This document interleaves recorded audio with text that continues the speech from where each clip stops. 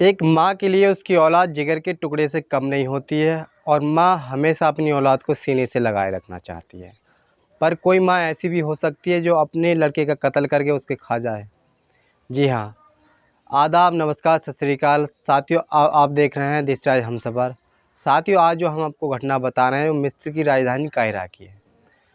यहाँ पे एक दंपति रहता है जिसका नाम होता है आसिफ और उसकी पत्नी हना मोहम्मद हसन, जिसकी उम्र 29 साल होती है और आसिफ की उम्र जो होती है 35 साल होती है।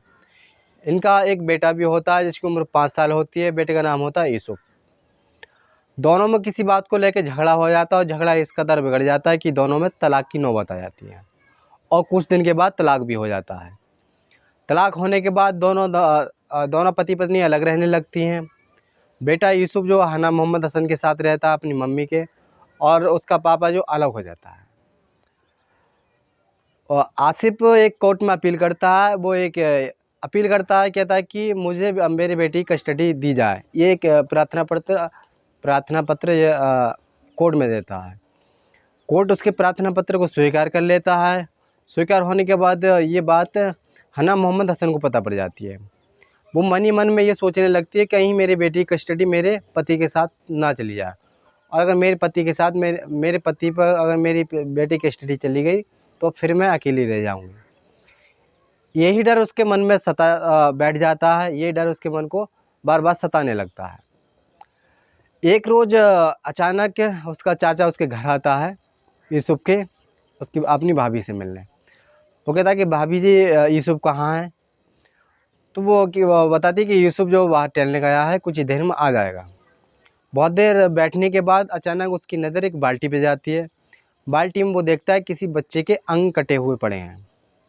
वो तुरंत समझ आता है ये किसी बच्चे के अंग है और ये हो ना हो कहीं यूसुफ के ना हो। वो तुरंत पुलिस को फ़ोन करता है। पुलिस वाले मौके पर पहुँच जाते। कुछ ही देर के बाद हना मोहम्मद हसन को पकड़ लेते हैं। जब उससे पूछताछ करते हैं तो पूरा वो माजरा बता देता है।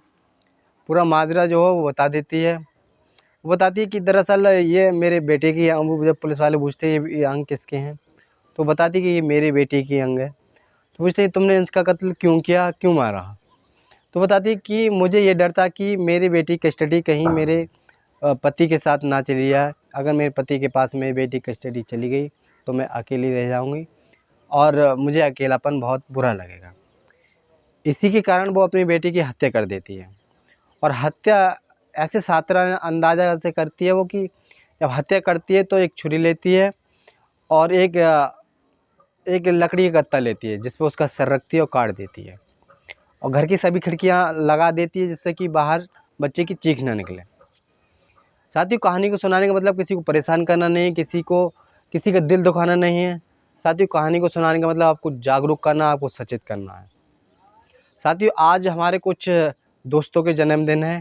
जो इन्होंने कहा था कि हमारा नाम लिया जाए। जो एक यश भाई हैं जो हमारे सागरपुर से हैं, और दूसरे हमारे भाई चितेंद्र चौहान जी हैं जो धर्मपुर कला से हैं, और तीसरे भाई हमारे संजीव सागर जी हैं जो सैपनी से हैं। प्रकृति इन तीनों की इन्हें दीर्घ आयु प्रदान करे, और प्रकृति हमेशा हमारे चाहने वालों के घरों में खुशियाँ लाए, हमारे चाहने वालों की दीर्घ आयु करे।